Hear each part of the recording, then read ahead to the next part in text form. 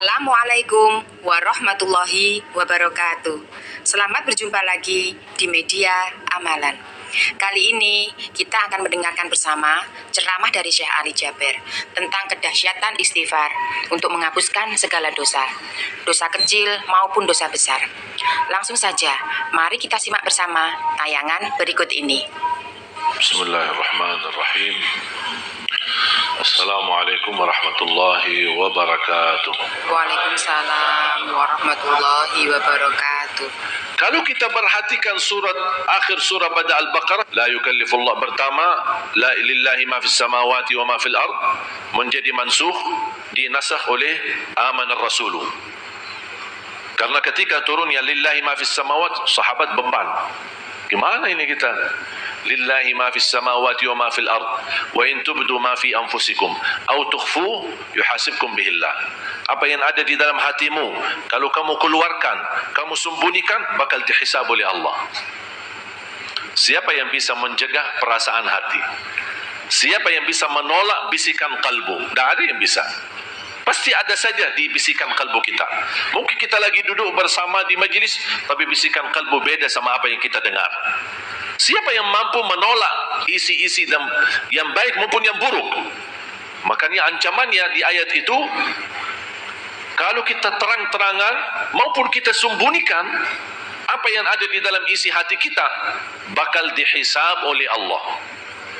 Bisa sebab hisab, bisa diampuni dan bisa diazab.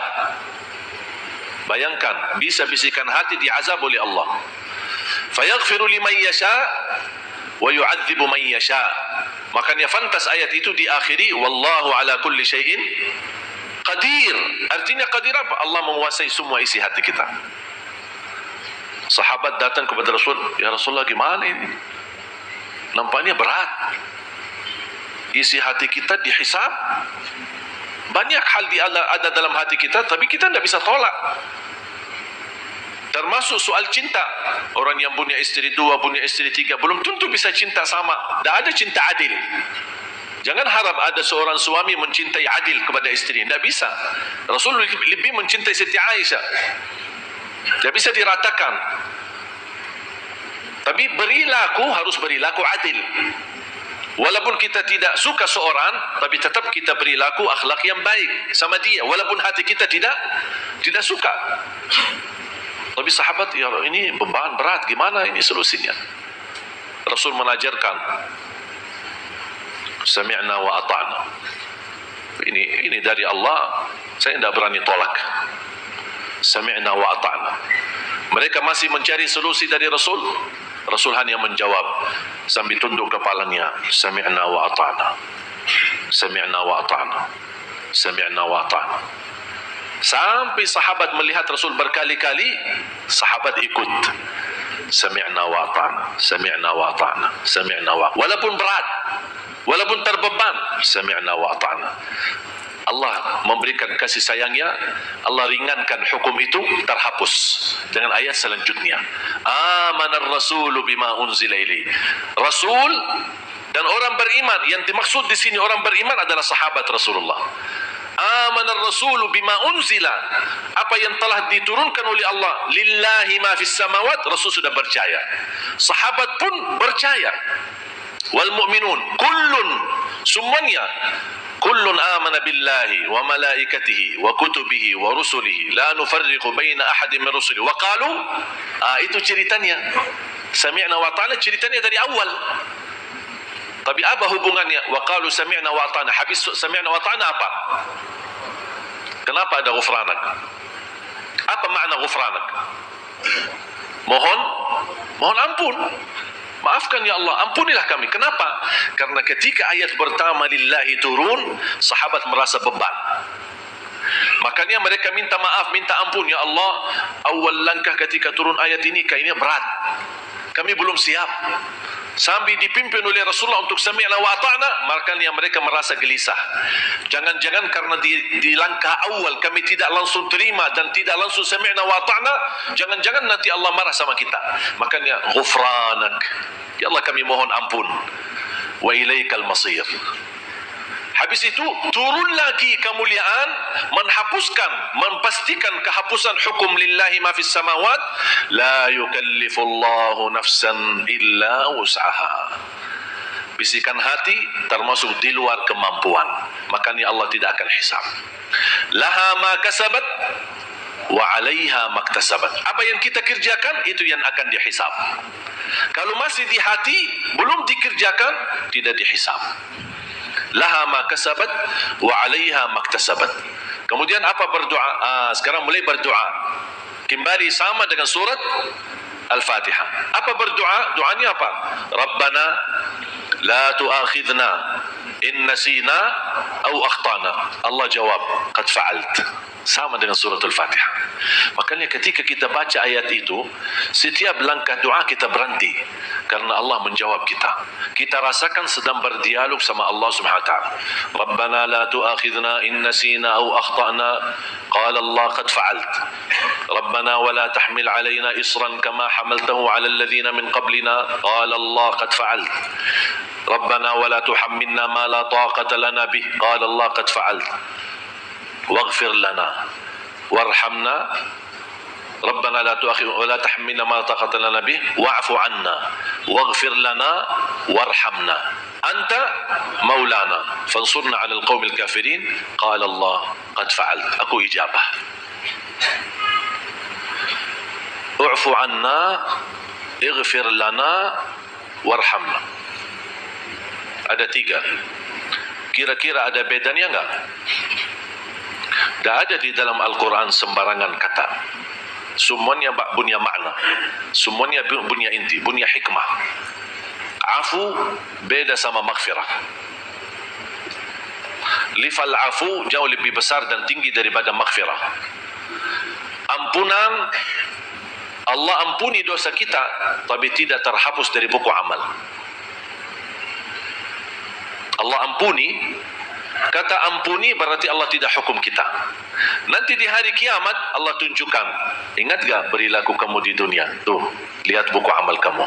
Nanti lihat buku amal, ada yang bisa dilihat secara tulisan, ada yang bisa dilihat seperti video YouTube. Bukan, Allah tunjukkan, ini video kamu kan? Bukan dari sebelah share, enggak, ini video kamu, ini dosa kamu. Lagi zina, Allah tunjukkan kamu lagi zina. Kamu lihat sendiri. Tapi salah satu karunia Allah, ketika Allah tunjukkan, Allah menurunkan hijab antara kita sama Allah supaya tidak ada orang lain tahu. Coba bagaimana karunia Allah. Allah tidak mau buka aib kita, tapi mohon maaf kita suka buka aib orang lain. Makanya orang yang berani buka aib orang lain, Allah akan buka aibnya. Jangan berani buka aib orang lain. Ada orang berbuat dosa, pertama kita bersyukur, alhamdulillah kita selamat dari dosa tersebut. Yang kedua kita doakan semoga Allah ampuni dosanya. Tapi jangan coba-coba buka aibnya. Buka aibnya berarti Allah akan buka aib kita. Apalagi kalau Allah buka aib kita di hadapan miliaran manusia. Jangan umat Nabi Muhammad, tapi seluruh umat. Allah tunjukkan, hati-hati. Habis kita ditunjukkan perbuatan dosa kita, kata Allah, masih ingat? Kalau manusia itu saat itu mengingkari, tidak pernah. Allah tidak pernah lakukan itu. Berani manusia. Sudah nyata-nyata dikasih lihat, oh tidak pernah. Yakin? Tidak pernah. Ada enggak saksi Allah? Ada saksi. Banyak saksi. Malaikat saksi. Tanganmu saksi. Matamu saksi. Kulitmu saksi. Kakamu saksi, kakimu saksi. Mau lagi? Mau lagi saksi? Atau cukup ini? Allah tutupkan mulutnya, mulai tangannya berbicara, kakinya berbicara, kulitnya berbicara, sampai dia protes. Hei kulitku, dari tadi aku membela kalian, kok kamu berani serang nomornya aku, menjelaskan apa yang terjadi. Apa kata kulitnya? Kami diperintahkan oleh Allah untuk membicara kenyataannya. Kami tidak bisa tolak. Bahkan bumi jadi saksi. Posisi tempat maksiat. Yauma idzin tuhadditsu akhbaraha bi anna rabbaka auha laha. Tapi bagi hamba yang ikrar, ketika ditunjukkan dan dia berkata, ya Allah, saya akui. Dan muncul rasa malu. Kata Allah Subhanahu wa taala, di saat kamu melakukan dosa itu, aku tutupi. Tidak ada yang tahu. Salah satu rahmat dari Allah, Allah menutup aib kita. Mohon maaf juga kalau setiap kita berdosa keluar bau. Dosa lagi, bau lagi. Dosa lagi, tambah bau lagi. Kira-kira berani enggak hadap orang?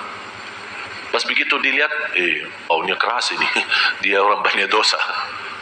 Tapi juga subhanallah, Allah masih sayang sama kita. Allah tidak mau bukan karena Allah tahu kita orang lemah, punya kelemahan. Manusia bukan malaika maksum. Manusia hari ini dosa, besok taat, dosa lagi taat, dosa lagi taat. Allah itu manusia, wajar. Ketika kita berlaku salah, kita harus ingat Allah dan segera istighfar. Kita terus beristighfar. Kenapa istighfar? Supaya Allah ampuni dosa kita. Makanya kata Allah, ingat gak? Ingat ya Allah. Ana malu ya Allah. Kata Allah, di waktu di dunia kamu lakukan, aku tutupi. Dan saat ini aku ampuni. Masuk surgalah. Subhanallah. Makanya Allah berfirman di hadis yang qudsi, ya ibna Adam, law balaghat dhunubuka anana as-sama, thumma astaghfartani, laghafartu laka ala ma kana minka wala ubali. Wahai anak Adam, kalau dosa-dosamu sampai ke lapisan langit. Langit jauh tidak? Mana ada dosa bisa sampai ke lapisan langit? Tidak ada. Jangan dosa satu orang, terkumpul semua dosa manusia belum tentu bisa sampai ke lapisan langit. Tapi coba bayangkan Allah ingin menunjukkan dahsyat ampunannya. Seandainya satu orang di antara kalian dosanya sampai ke lapisan langit, saking banyaknya dan besarnya, tapi dia selalu beristighfar kepadaku, kata Allah, aku ampuni semuanya dan aku tidak peduli berapa banyaknya.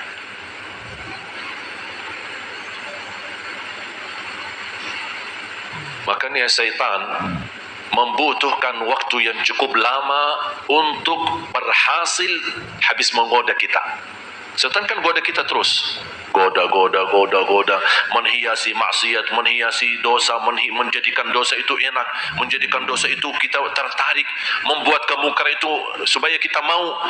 Dia segala upaya supaya dia menjadikan dosa di depan mata kita, hawa nafsu kita, ya enak ya, sampai kita ikuti. Tapi prosesnya berapa lama? Tidak 1 hari, tidak 2 hari, bisa 1 minggu, bisa 1 bulan. Begitu dia berhasil menggoda kita dan kita sudah jatuh, habis sekian lama beliau menggoda kita, syaitan menggoda kita, habis lama dia menggoda dan berhasil dia menjatuhkan kita dalam dosa dan maksiat, muncul perasaan di dalam hati. Bahkan ada yang meneteskan air mata habis dosa. Kenapa? Ingat Allah. Dan langsung istighfar. Ketika kita istighfar, Allah tidak butuh waktu yang lama untuk ampuni dosa kita. Dosa, istighfar, langsung dapat ampunan. Kata syaitan, capek deh. Saya kerja keras, capek-capek, goda dia, malah cepat diampuni Allah. Makanya jangan berhenti istighfar. Dan istighfar termasuk salah satu amalan yang menjaminkan rizki, memberikan kekuatan jasmani, kekuatan rohani, dan memberikan kebahagiaan, kelancaran, bahkan menjaminkan ampunan dan dilindungi oleh Allah dari azab. Buka suratul Anfal ayat 33. وَمَا كَانَ اللَّهُ مُعَذِّبَهُمْ وَأَنْتَ فِيهِمْ وَمَا كَانَ اللَّهُ مُعَذِّبَهُمْ وَهُمْ يَسْتَغْفِرُونَ. Allah menjelaskan, selama Nabi Muhammad masih hidup, tidak akan Allah turunkan azab yang membinasakan umat Nabi Muhammad. Ketika Nabi Muhammad SAW meninggal dunia, masih ayat ini berlaku. Selama mereka beristighfar, akan dilindungi oleh Allah dari azab yang membinasakan umat. Walaupun perilaku umat zaman sekarang, dosa maksiat, kemungkaran, yang ma'ruf jadi mungkar, yang mungkar jadi ma'ruf, yang hak jadi batil, yang batil jadi hak, yang iman, yang amanah dikhianati atau berkhianat justru dipercaya diberikan amanah. Zaman kebalik. Sudah layak dan pantas turun azab Allah. Tapi kenapa tidak turun azab Allah? Karena masih ada banyak hamba yang salih yang masih beristighfar.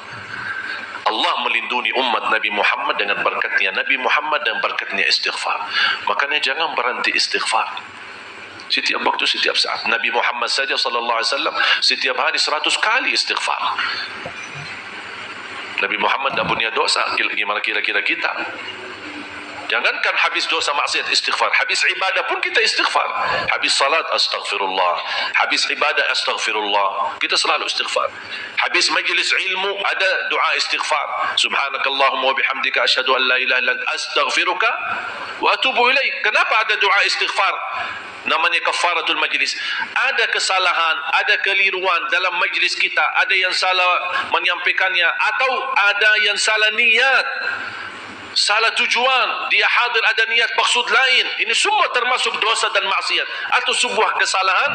Doa dengan menutup majlis itu, Allah ampuni semua dosa yang selama kita ada di majlis tersebut. Sudah faham kaitan antara Al-Fatihah sama ayat terakhir? Jadi saya harap mulai hari ini dalam salat maupun di luar salat, kalau anda lagi baca Al-Fatihah, tolong rasakan anda lagi berdialog sama Allah. Sama ayat terakhir surah Al-Baqarah. Setiap anda baca, Allah mendengar dan Allah ijabah. Maghfirah, diampuni dosa, tapi belum tentu terhapus dari hukum. Allah tunjukkan di hari kiamat. Beda sama afu. Afu akan Allah ampuni dosa dan Allah hapuskan dari buku amal, tidak dibekas, tidak ada bekasnya. Kita buka buku amal, kok mana dosa saya yang selama ini saya lakukan? Allah sudah afu, hapus total. Makanya salah satu afu yang mulia, kita mampu membalas kezaliman seorang, wal afu indal maqdirah. Kita mampu memaafkan, kita mampu membalas dendam, kita mampu membalas kezaliman, tapi kita maafkan. Tapi pemaafan yang sempurna, yang tidak boleh dinyakiti hatinya, itu namanya afu, bukan maghfirah. Kalau anda ampuni orang, maafkan orang, tapi masih selalu ingatkan, setiap ketemu, ya anda kan dulu sudah maafkan, jangan lupa ya, itu namanya menyakiti hati. Berarti ini belum masuk afu, kita belum afu. Kalau afu, memaafkan seorang harus terlupa, tidak boleh ada bekas di hatinya. Sudah lupa, ikhlas betul. Afun bila ada wala tasyakki, tidak boleh dinyakiti dan tidak boleh diadu ke orang lain. Ini dulu suka begini sama saya, tapi anak sudah maafkan. Cerita sana sini, oh ini kan dulu suka nyakiti, tapi anak maafkan. Oh ini anak maafkan. Ini berarti dia belum lupa. Dia belum lupa. Dan ini membutuhkan tekad yang tinggi. Afu itu bukan mudah. Makanya Allah puji sifat muttaqin yang masuk surga, wal afina anin nas, yang suka memaafkan orang lain. Memang manusia ini kadang-kadang walaupun sudah memaafkan, tapi masih bekas di hati. Besok ketemu, apa ini lagi datang sini? Masih, walaupun sudah kemarin dia maafkan, tapi masih bekas. Ini harus kita latihan, bekas ini harus dihapuskan. Supaya apa? Dosa kita masuk dihapuskan oleh Allah sama di dalam buku kita. Tidak ada sedikit pun bekasnya, supaya kita mendapatkan rahmat dari Allah Subhanahu wa taala. Afu, maghfirah, baru warhamna. Menjalankan perintah, menjalankan aktivitas, menjalankan ibadah, menjaga diri dari dosa dan maksiat dan hawa nafsu, membutuhkan rahmat. Kalau bukan rahmatmu, kita tidak bisa dapat wa'fu anna waghfir lana. Makanya rahmat dijadikan terakhir. Kita harap dimaafkan, harap diampuni, tapi agar kita dapat pemaafan dan ampunan, ya Allah rahmatilah. Bagaimana caranya agar kami fantas mendapatkan afu? Bagaimana kami dapat fantas mendapatkan ampunan kalau bukan rahmat darimu, ya Allah? Demikian pembahasan kita kali ini tentang kedahsyatan istighfar untuk menghapuskan segala dosa, dosa kecil maupun dosa besar. Semoga kita semua bisa istiqomah mengamalkannya. Amin, amin, ya Rabbal Alamin. Wassalamualaikum warahmatullahi wabarakatuh.